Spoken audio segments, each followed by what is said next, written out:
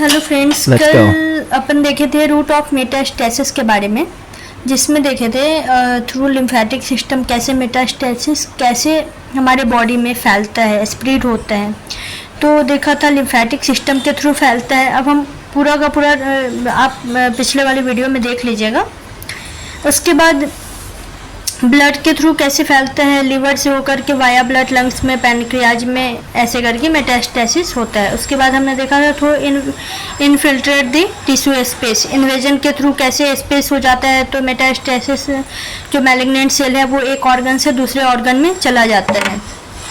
उसके बाद हम देखे थे कि थ्रू नेचुरल पैसेज कैसे जाता है, इंटेस्टाइन से जैसे लीवर में पहुंच गया मैलिग्नेंट सेल, इसोफेगस से लंग्स में पहुंच गया, metastasis spread by natural passage, तो वो देखा था हमने। उसके बाद इनोक्यूलेशन ट्रांसप्लांटेशन में हमने देखा था कि जैसे कि कोई पेशेंट है, उसका सर्जन क्या कर रहा है, ऑपरेशन कर रहा है। अब सर्जन के ब्लेड पे या फिर नाइफ पे क्या हुआ कि पेशेंट का ब्लड जो ऑपरेशन कर रहा है वो मैलिग्नेंट सेल वाला कैंसरस ब्लड जो है वो लग गया, ठीक है।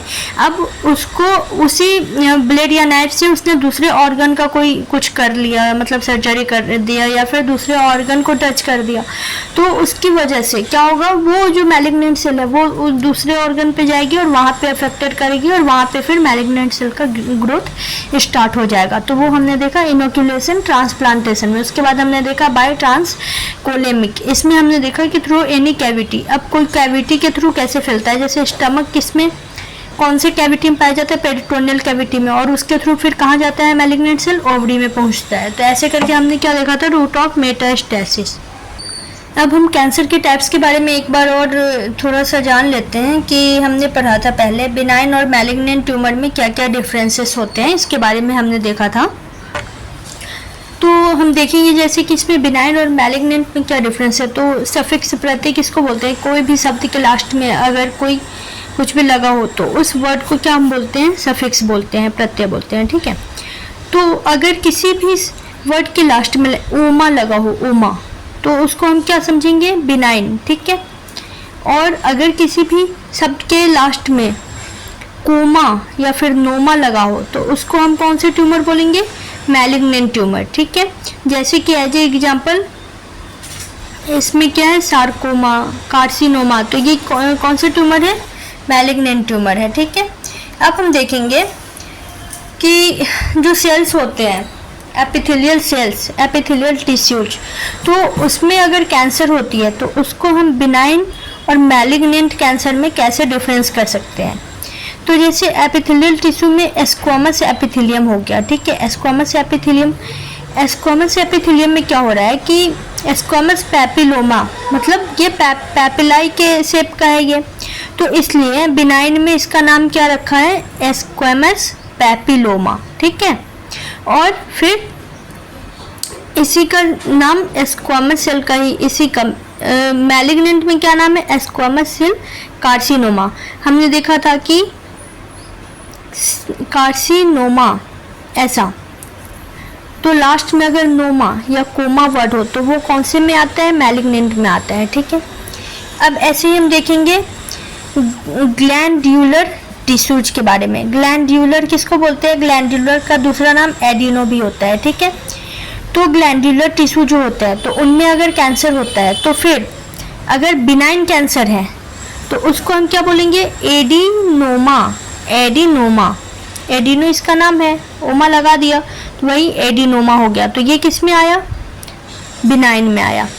और अगर हम इसका मैलिग्नेंट में देखेंगे तो क्या लिखा हुआ है, एडिनो कार्सिनोमा, एडिनो कार्सिनोमा, कौन से ट्यूमर हो गया, मैलिग्नेंट ट्यूमर हो गया। इसके लास्ट में क्या लगा है, नोमा लगा है। ऐसे ही हम किस में अब देखेंगे, लिवर सेल्स, लिवर को हम क्या किस नाम से जानते हैं, हिपैटो। तो अगर हिपैटो या फिर लिवर सेल्स में कैंसर होते हैं तो उसको हम कैसे पता करते हैं, तो अगर बिनाइन ट्यूमर है तो उसको हम क्या बोलेंगे, हिपैटो सेल्यूलर, क्योंकि लिवर सेल्स में हो रहा है तो हिपैटो सेल्यूलर एडिनोमा। एडिनोमा हम क्यों बोलेंगे, क्योंकि liver is a gland, liver एक तरह का क्या है, ग्लैंड है, और ग्लैंड को हम क्या किस नाम से जानते हैं, एडिनो नाम से जानते हैं। तो यहाँ पे क्या हो जाएगा, बिनाइन ट्यूमर में हिपैटोसेल्युलर एडिनोमा। और वही अगर मैलिग्नेंट ट्यूमर होता है तो क्या होगा, हिपैटोसेल्युलर एडिनोकार्सिनोमा। ठीक है, अब हम वो जो हमने देखा था वो एपिथेलियल टिश्यूज में हमने देखा था। अब हम देखेंगे मेसेनकाइमल टिश्यू में। मेसेनकाइमल टिश्यू कितने पार्ट के होते हैं, दो भाग के होते हैं इनके, एक मस्कुलर टिश्यू होता है और दूसरा जो होता है कनेक्टिव टिश्यू होता है। ठीक है, ये तो आपने पहले भी पढ़ा था। तो अगर कनेक्टिव टिश्यू का एग्जाम्पल क्या है, ब्लड है। ब्लड किसका एग्जाम्पल है, कनेक्टिव टिश्यू का एग्जाम्पल है। और ब्लड में क्या होता है, ब्लड में कभी भी बिनाइन ट्यूमर नहीं होता है। ठीक है, क्योंकि ब्लड क्या होता है, ब्लड कैप्सुलेटेड होता है, ब्लड कैप्सुलेटेड होता है, इसलिए ब्लड में ये बिनाइन ट्यूमर नहीं होता है। ठीक है, और मैलिग्नेंट ट्यूमर ब्लड में पाया जाता है, लेकिन इसको हम कोमा या नोमा इसके लास्ट में नहीं रहता है, ये एक्सेप्शनल है। इसमें क्या होता है, ब्लड में ल्यूकेमिया के नाम से हम जानते हैं, या फिर लिम्फोमा, क्या जानते हैं, लिम्फोमा। तो वो लिम्फेटिक वेसल्स में होता है, तब ऐसे ब्लड में होता है तो उसको हम क्या जानते हैं, ल्यूकेमिया। अब क्या है, लिम्फ वेसल्स। अगर लिम्फ वेसल्स में, तो वेसल्स को हम किस नाम से जानते हैं, एनजीओ के नाम से जानते हैं, एनजीओ। तो लिम्फ वेसल्स में अगर कैंसर होता है तो उसको हम कैसे जानेंगे, तो लिम्फेंजियोमा, लिम्फेंजियोमा।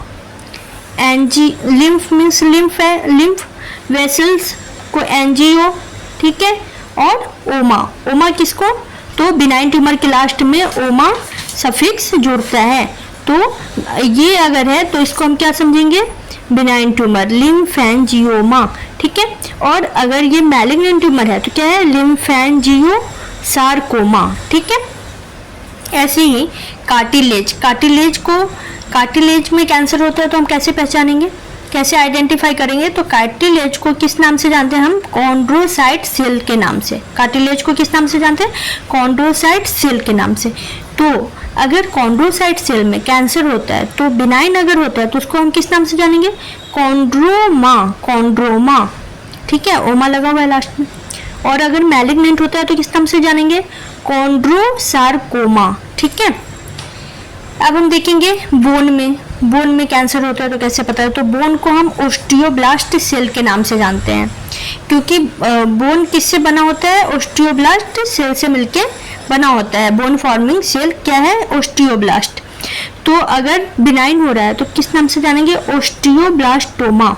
और अगर मैलिग्नेंट हो रहा है तो कैसे जानेंगे हम, ओस्टियोसार्कोमा। ठीक है, अब हम देखेंगे इसमें क्या है, मेसेनकाइमल टिश्यू जो है वो दो भाग के, एक मस्कुलर टिश्यू और दूसरा कनेक्टिव टिश्यू।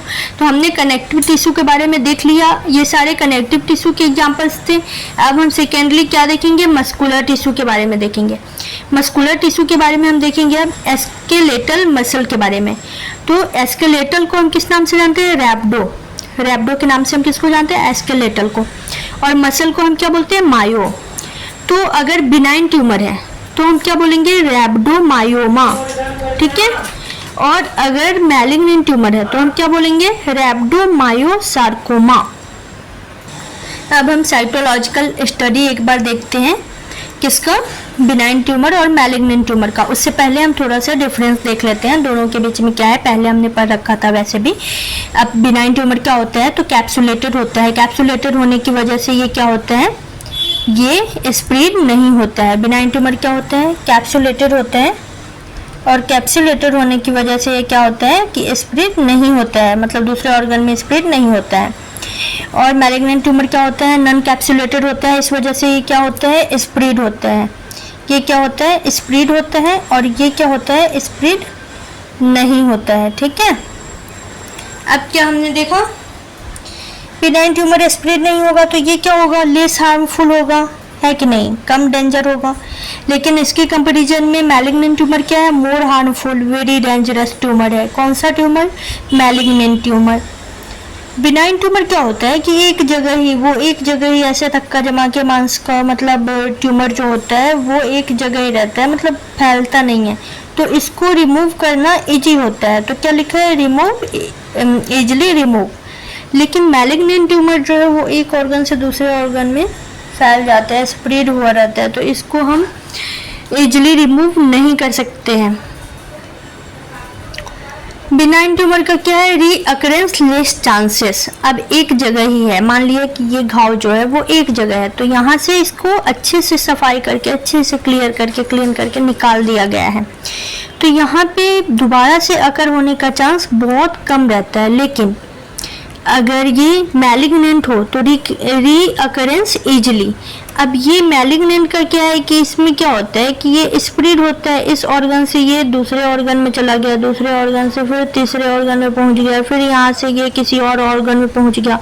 मान लिया कि हमें इतना पार्ट दिख रहा है और इतना पार्ट हमने रिमूव कर दिया, ठीक है, सर्जरी के द्वारा, तो ये पार्ट तो कहीं और किसी और ऑर्गन से किसी और ऑर्गन में पहुंच चुका है, तो ये क्या है, इसको अकरेंस दोबारा होने का चांस ज़्यादा रहता है क्योंकि ये दूसरे ऑर्गन में ऑलरेडी फैला रहता है, ठीक है।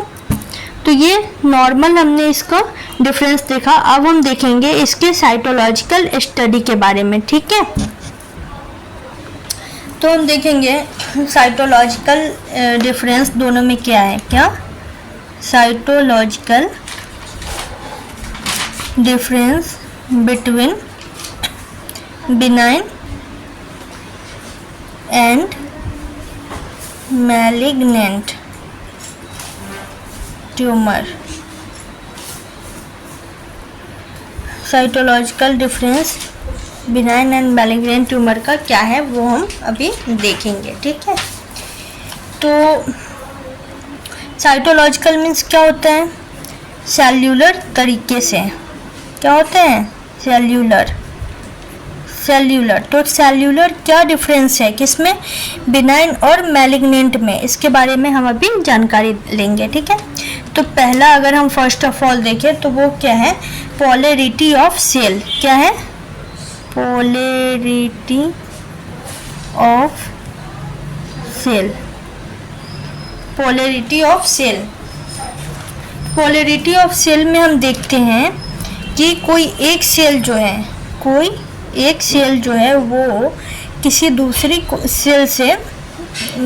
सेल से किस कंडीशन में है, अच्छे से है या फिर ये फैली हुई है, ऐसे मतलब किस स्थिति में वो स्थित है, ठीक है।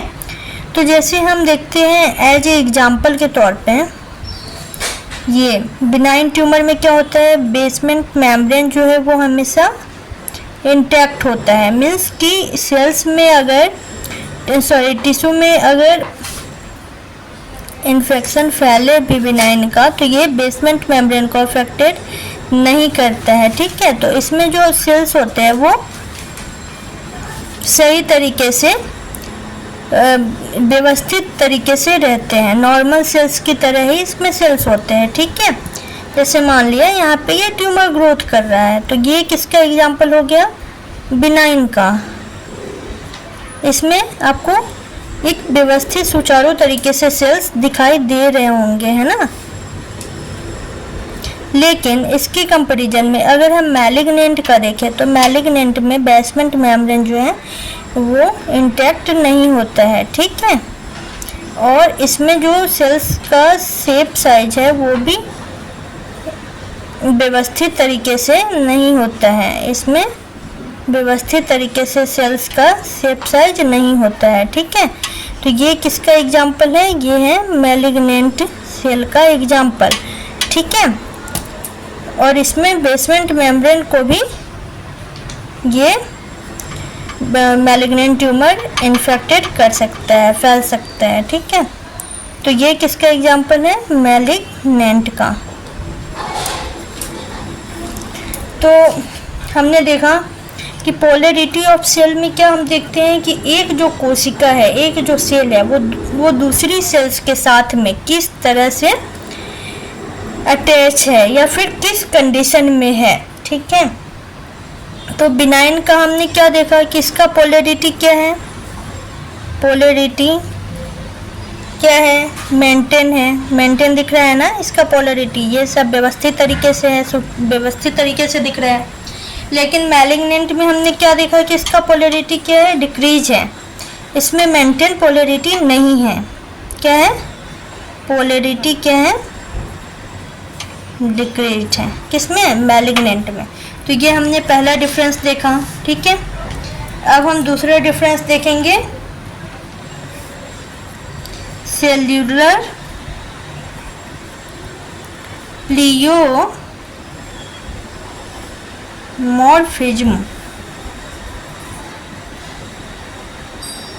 सेल्यूलर प्लियोमॉर्फिज्म, सेल्यूलर मीन्स आप समझ रहे हैं क्या होता है, सेल्स होते हैं, ठीक है। और प्लियोमॉर्फिज्म मीन्स क्या होता है, alteration in size and shape. क्या होता है, अल्टरेशन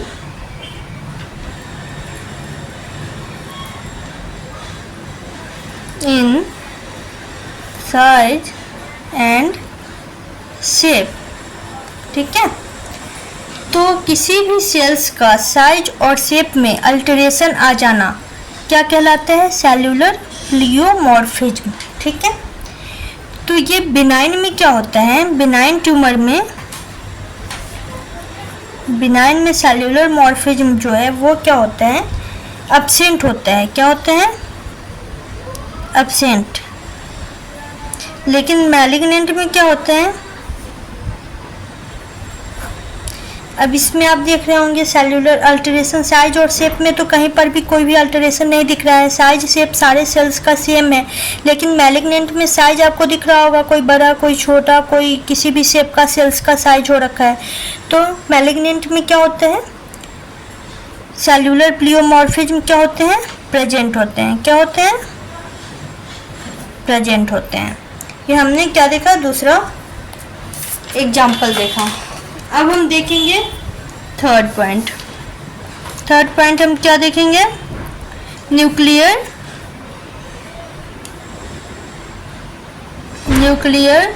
प्लियोमॉर्फिज्म, न्यूक्लियर प्लियोमॉर्फिज्म। अब आप पहले भी देख चुके हैं, प्लियोमॉर्फिज्म मीन्स होता है alteration in size and shape, और न्यूक्लियर मीन्स क्या होते हैं, न्यूक्लियर मीन्स होता है न्यूक्लियस, न्यूक्लियर मीन्स न्यूक्लियस होता है। तो इसमें क्या है, किसी कोशिका के न्यूक्लियस के किसी भी जो सेल्स हैं, है ना, तो इसके न्यूक्लियस के शेप और साइज में अगर अल्टरेशन आता है कि नहीं आता है, तो उसी को हम क्या बोलते हैं, न्यूक्लियर प्लियोमॉर्फिज्म बोलते हैं। तो जो बिनाइन ट्यूमर है, इनके सेल्स के साइज में अल्टरेशन, न्यूक्लियस के साइज में कोई अल्टरेशन नहीं आता है, सेम रहता है साइज, ठीक है।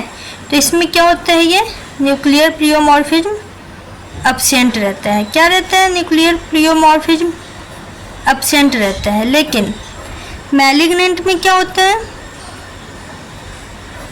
मैलिग्नेंट के न्यूक्लियस में भी क्या होता है,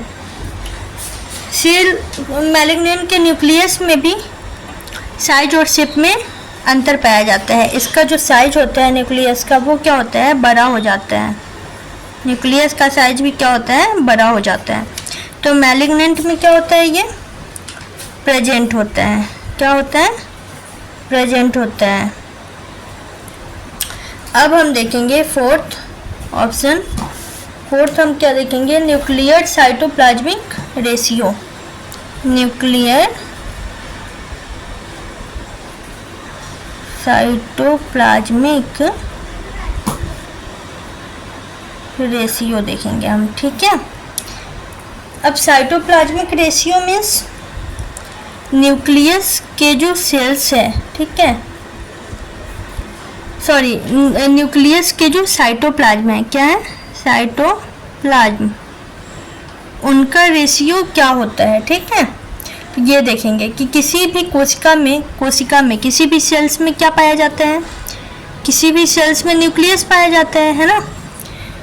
तो न्यूक्लियस के अंदर जो साइटोप्लाज्म पाया जाता है, उनका क्या रेशियो है। तो ये बिनाइन में क्या होता है, बिनाइन में क्या होता है, मोस्टली साइटोप्लाज्म, न्यूक्लियर साइटोप्लाज्म का रेशियो 1:4 या फिर 1:6 देखा जाता है, ठीक है। लेकिन मैलिग्नेंट में क्या होता है, मैलिग्नेंट में क्या होता है कि जितना न्यूक्लियर का रेशियो होता है, उतना ही साइटोप्लाज्म का भी रेशियो होता है, मीन्स 1:1। ठीक है, अब हम बात करते हैं किसकी, कलर की। किसकी बात करते हैं, कलर की। दोनों की कलर कैसी क्या होती है। तो बिनाइन से जो ट्यूमर है, तो बिनाइन की जो सेल्स होती है, बिनाइन की जो सेल्स होती है बिनाइन ट्यूमर की, इनकी सेल्स क्या होती है, नॉर्मल कलर की होती है, नॉर्मल होती है। ठीक है, नॉर्मल सेल्स की जो कलर होती है सेम ऐसे ही बिनाइन ट्यूमर की सेल्स की कलर होती है। लेकिन अगर हम ये मैलिग्नेंट सेल्स में देखें, तो मैलिग्नेंट सेल में क्या होते हैं कि इनकी जो सेल्स हैं, इनका कलर क्या होता है, कलर चेंज हो जाता है। सेल्स का कलर क्या होता है, चेंज हो जाता है। ठीक है, जैसे रेडनेस वगैरह देखते होंगे मैलिग्नेंट में, तो ये काफ़ी सारी चीज़ें देखने को मिलती है। तो कलर क्या होती है मैलिग्नेंट में, चेंज हो जाती है।